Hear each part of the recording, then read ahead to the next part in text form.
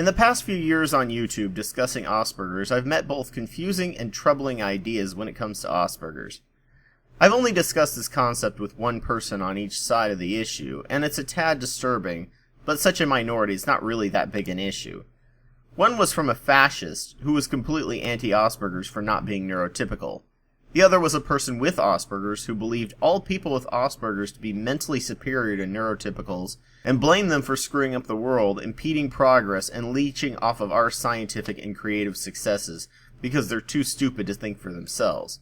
As a young person feeling like an outcast in my younger years, I have to say that I shared some of the same frustration, but never to a level of downright hatred. The belief that we're better than other people on an individual level is of course an ego booster to the average person. Every time we hear about some great thinker or scientist retroactively diagnosed with a condition, it adds to our belief that we're better. People with other psychological disorders do the exact same thing, be it manic depression or dyslexia. People in those groups often feel somewhat superior because this particular individual had the same neurological condition. It's no different than taking pride solely in the fact that you're white, because white people did a lot of stuff. Therefore, you're better than other races, even though you yourself have never accomplished anything of worth.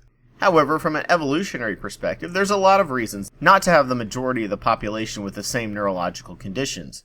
Evolution is slow, and change is not always the best thing. And there are many side effects to change that even the best laid plans cannot anticipate. If the population is a genome, and if we go with this oversimplified view of Asperger's versus neurotypicals, as many neurotypicals have invented and changed society, a person with Asperger's is a gene mutation, changing society. Sometimes great, sometimes bad, and sometimes no impact. You need the gene to change slowly, and the more complex the genome is, the more changes impact society in unanticipated ways. Society will make a change slowly, and if positive, will often make the society stronger. If neutral, will not really affect things, and if bad, the society weakens or dies. Society is slow to change and inefficient, for all the same reasons that evolution is slow to change and inefficient, but efficient enough to survive and prosper.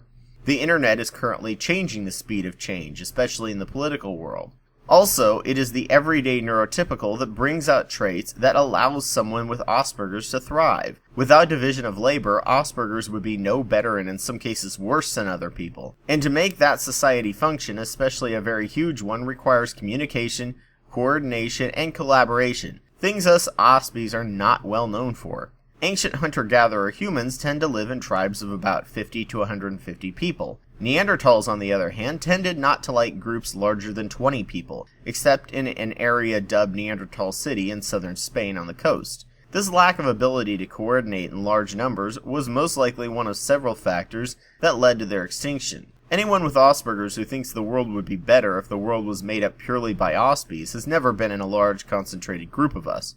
Many people come away from us exhausted because we're so intense and passionate, talking densely about our favorite topic at the time. I've been to a few adults with Asperger's groups, and every second was so intense we came away exhausted. I didn't end up going back mostly because I had another social group I was in, and didn't have the social energy, and that group was all made up of nice people for the most part. That much intensity would ensure we lived alone in small, exclusive groups. We would not communicate, collaborate, or organize as fast as we needed to thrive. We would all try to be tigers, solitary, which is a terrible trait with predators around, and low technology, for we are weak and crunchy and good with ketchup as individuals, but as a group we have tamed nature. Also, there's a myth of the lone inventor and creator, but most of the projects that will be needed to tackle in the future will be done in a group, and has been done so for over the last 50 years. It's been suggested that there has been a rise in Asperger's outside of bad diagnosis and awareness because technology has made us thrive and do better in some ways than the neurotypicals now. We shall see if this is the case as future progresses, if the numbers of us still continue to rise.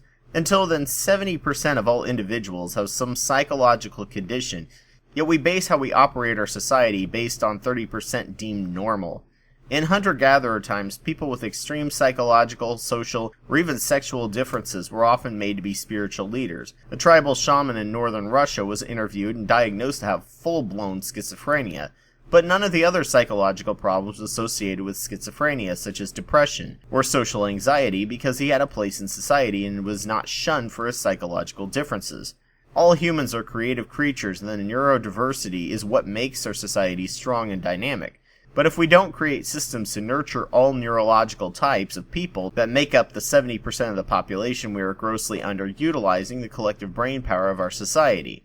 It's like we had a computer but handicapped 70% of it. Not one mind should be wasted if we're to fix the problems in this world. People with Asperger's could be viewed as individual neurons, but only in a grossly oversimplified analogy. But without glial cells providing food, axons providing communication, individual neurons are useless and die. Are people with Asperger's superior? In some areas, yes, but without the rest of society, we would have never created structures from collaboration and communication. When all minds are nurtured, the giant emergent brain that is the human species will do wonderful and amazing things. Until then, we will fight over who is best, while billions of potential minds will stagnate and go to waste.